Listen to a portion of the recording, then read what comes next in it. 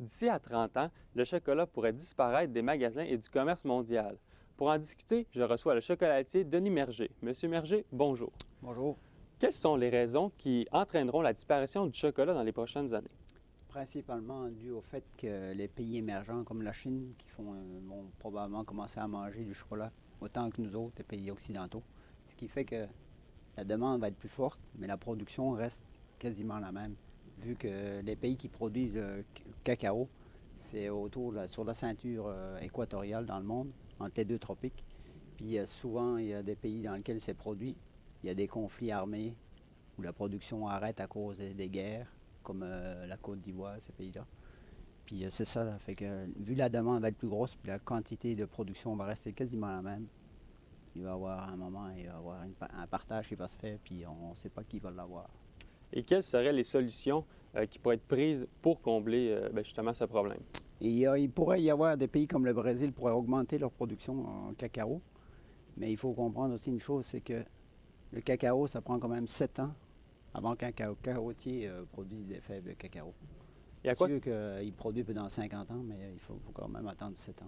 et à quoi ça ressemble un arbre de cacaotier? Il y a combien de cacao dans un arbre? Bien, c'est une fève, là, c'est des cabosses là, dans lesquelles il y a à peu près une trentaine de fèves, c'est à peu près gros de même, là. Puis un bon arbre peut produire jusqu'à 500 cabosses. C'est sûr que c'est pas mal. Mais la production, là, elle ne se fait pas une fois par année. On récolte à peu près 2 à 3 fois par année sur les arbres. Puis les planteurs, ils doivent vérifier chaque cabosse pour voir s'ils sont mûrs ou pas. Et entre le chocolat noir, le blanc et le chocolat au lait, lequel a le plus de bienfaits sur la santé? Bien, probablement, on dit le noir parce que c'est lui qui a le plus de cacao dedans, là. Un peu moins de sucre que le chocolat au lait puis le chocolat blanc. Parce que le chocolat blanc, il n'y a pas de cacao dedans en tant que tel, mais il y a du beurre de cacao. Puis c'est fait avec du lait puis du sucre. Donc, tu vous recommandez vraiment le chocolat noir Le chocolat pour noir, quelqu'un puis qui veut. on parle aussi des pourcentages. Comme moi, là, j'en pas du 55-56% cacao. Après ça, il y a du beurre de cacao, puis quelques affaires en plus, mais pas beaucoup. Est-ce que ça veut dire que le blanc et celui au chocolat au lait est déconseillé? Bien, pas déconseillé, parce qu'il y a quand même, dans le lait, il y a quand même du 38-37% de cacao. C'est sûr qu'il y a plus de sucre un peu. Puis dans le blanc, bien, ça monte à 28%, mais c'est du beurre de cacao. C'est quand même une bonne matière grasse, le beurre de cacao. Ça, on y va en ordre, le chocolat noir, chocolat au lait et chocolat au blanc, chocolat Ouais, blanc. ouais. Et c'est quoi la plus grande différence entre le chocolat que vous produisez, ou peu importe ceux des chocolateries comme vous, et ceux des manufacturiers? Bon, nous, il faut comprendre une chose. Nous, on fait affaire avec des sélections qui sont faites dans le monde d'après les endroits de production. Comme la plus grosse majorité du cacao dans le monde est produit à 60% en Côte d'Ivoire. Après ça, il y a d'autres pays. Puis là, ils ont commencé depuis une quinzaine d'années d'avoir des chocolats qu'on dit de haute qualité, qui sont faits par exemple avec des chocolats qui viennent de Colombie, puis des autres saveurs. Puis c'est ça, ils essayent d'améliorer. Mais c'est ça, nous autres, on emploie. Le chocolat est fait en partie avec le beurre de cacao puis le chocolat, le cacao. Tandis que les gros industriels, je ne veux pas parler en mal, mais eux autres, ils rajoutent, au lieu de mettre du beurre de cacao, bien, ils rajoutent de l'huile de palme, comme on voit le fameux Nutella.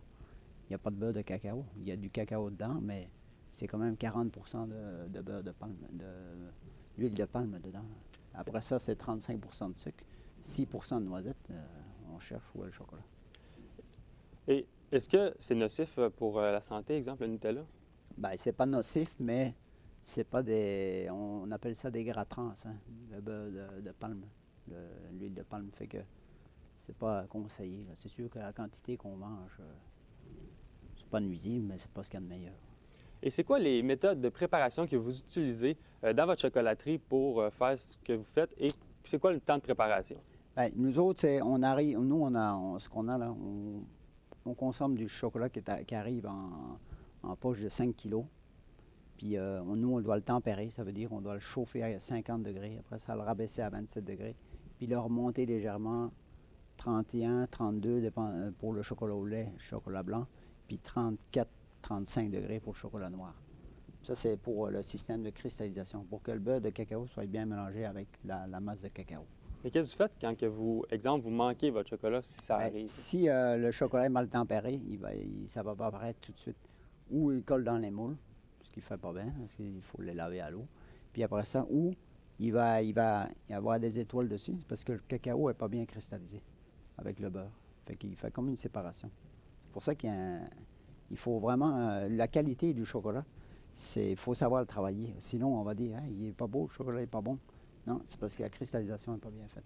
Qu'est-ce que tu fais dans ce temps-là quand le Dans ce chocolat est pas temps-là, bon? ben, on refond, on réchauffe le chocolat, on le retempère de nouveau. Fait que le chocolat est vraiment pas perdu. Non, il n'est pas perdu, là. C'est juste la méthode de travail qui n'a pas été bonne. Et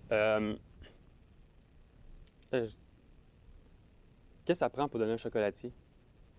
Ça prend... Comme étude, là? Oui, ben, ça prend du temps, puis ça prend de la précision. Donc, environ combien de temps que ça prend? Comme tempérer le chocolat, moi, ça me prend à peu près 1 heure et quart, juste pour tempérer le chocolat, pour le faire fondre, après ça, le refroidir, le réchauffer légèrement. Puis après ça, pendant ce temps-là que ça chauffe, puis je le refais refroidir, je fais mes mélanges pour les intérieurs de pralines. Et rapidement, ça fait combien de temps que vous êtes ici au Québec? Nous autres, ça fait 31 ans. Ça va faire 31 ans le 23 novembre. Parfait. Bien, merci beaucoup, M. Merger. Merci vous aussi. Donc, on se retrouve la semaine prochaine pour une autre entrevue. Merci. À la prochaine.